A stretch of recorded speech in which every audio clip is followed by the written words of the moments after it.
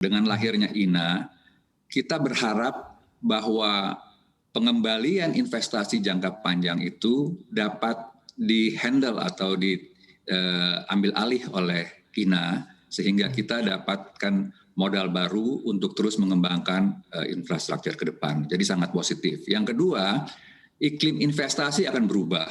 Mengapa?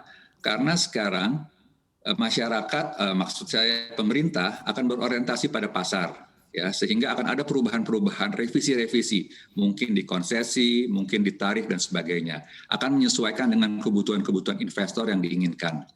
Yang ketiga, akan ada multiplier effect, ya, dari pertumbuhan industri dan ekonomi di Indonesia. Kenapa? Karena kebutuhan infrastruktur yang begitu besar akan memberikan dampak yang luar biasa kepada industri dan aktivitas-aktivitas ekonomi lainnya. Sehingga lahirnya INA ini kami berharap akan memberikan solusi terbaik untuk pembangunan ekonomi Indonesia ke depan, khususnya infrastruktur. Mengapa diprioritaskan infrastruktur darat dan laut? Pertama, karena mereka yang akan buat connectivity sehingga infrastruktur yang lain ini dapat berkembang dan tumbuh membackup aktivitas-aktivitas industri ke depan.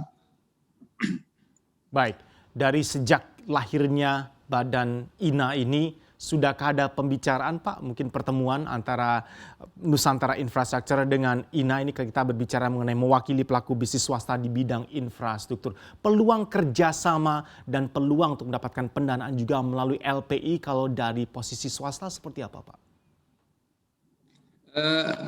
Sangat prospektif, ya, kita sudah melakukan pembicaraan, namun ada sedikit kendala mungkin karena INA ini juga institusi keuangan, mereka juga akan mencari return yang tinggi, ya.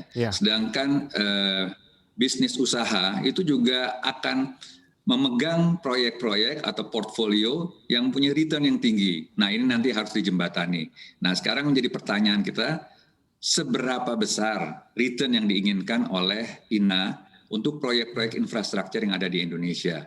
Nah, saya berharap ini akan menjadi satu tantangan ya untuk kita semua, bagaimana mengkombinasikan kebutuhan return yang tinggi dari INA mungkin, dan juga kebutuhan dari badan usaha untuk mendapatkan dana pengembangan infrastruktur di Indonesia. Jadi saya pikir akan ada financial engineering yang cukup baik, dan mudah-mudahan ke depannya saya percaya dengan adanya INA ini pertumbuhan infrastruktur akan sangat bergairah dan akan memberikan kontribusi besar dalam pembangunan ekonomi di Indonesia.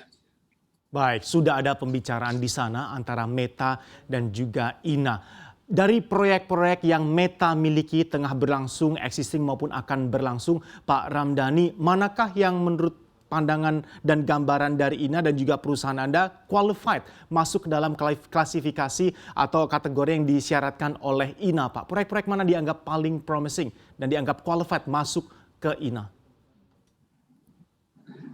Saat ini kami fokus pada urban toll road, jadi proyek-proyek di dalam kota.